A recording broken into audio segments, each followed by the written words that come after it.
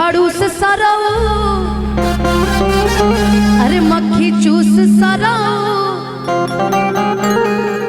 हमर मुकेश भैया के कनजूस सराओ तनी सुन ला, मुकेश भैया के कनजूस सराओ तनी सुन ला।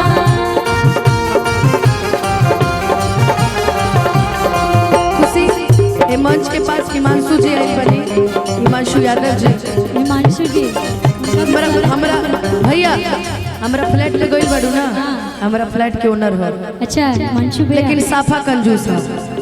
लेकिन हम रितेश जी खातिर तुमने सबके लिए बोला, लेकिन भैया के दोस्तों के लिए कुछ बोला ही नहीं। दोस्तों के लिए मैं बोल देती हूँ,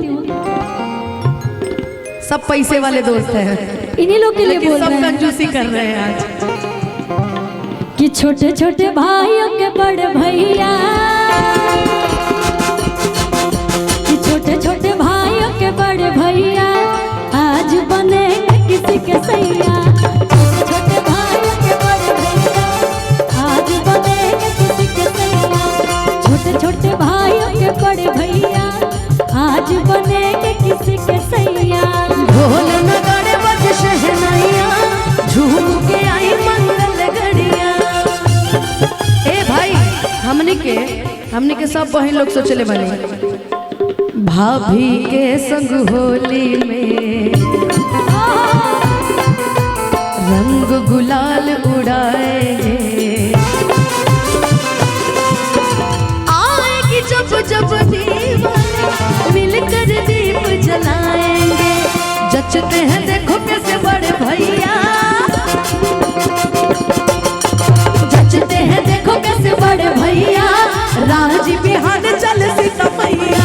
छोटे छोटे भाइयों के बड़े भैया 24 को बनेंगे किसी के सैया।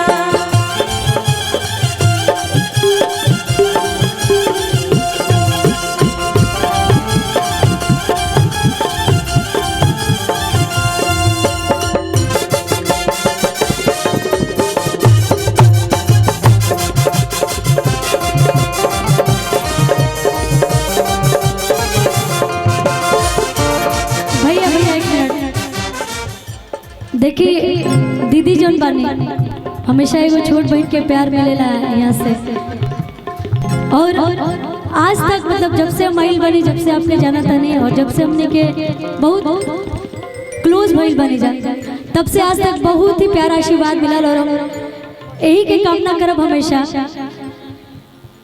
लेकिन दीदी मैं आपको बोलूँगी एक लाइन, जानते हैं क्या, भगवान ना करे कभी ऐसा हो, देखिए मेरा कभी मतलब हमेशा बहुत सम्मान मिला है आपसे, और मैं भी बहुत आपका सम्मान करती हूँ, लेकिन आपके लिए एक लाइन बोलूँगी, भगवान ना करे कभी ऐसा हो, अगर ऐसा होगा तब कि खत्म कर दे सनम जो दूरी है,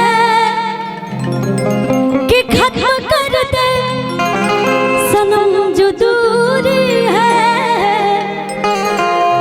मेरी जिंदगी में, कि जिंदगी में तेरा होना बहुत जरूरी है, कि जिंदगी में तेरा होना बहुत जरूरी है। और एगो गीत के फरमाइश आइला त कहूं कि चश्मा लगा के हैंडसम लगा तारा, साउथ वाला हीरो से ना कम लगा तारा, चश्मा लगा के हैंडसम लगा तारा, साउथ वाला हीरो से ना कम लगा तारा। हर के दिल हम दे हवे करे जग तो कम लगा,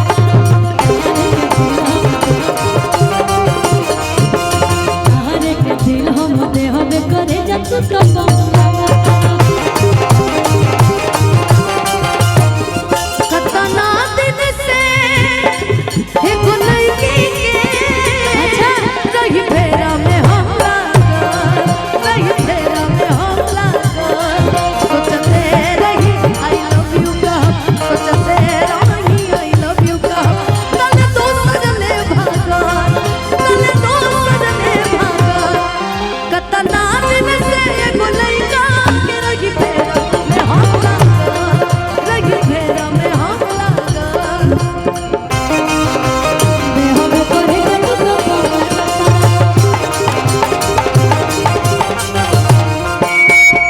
एगो हम गीत गईले रही हम है यूपी बिहार वाला हवे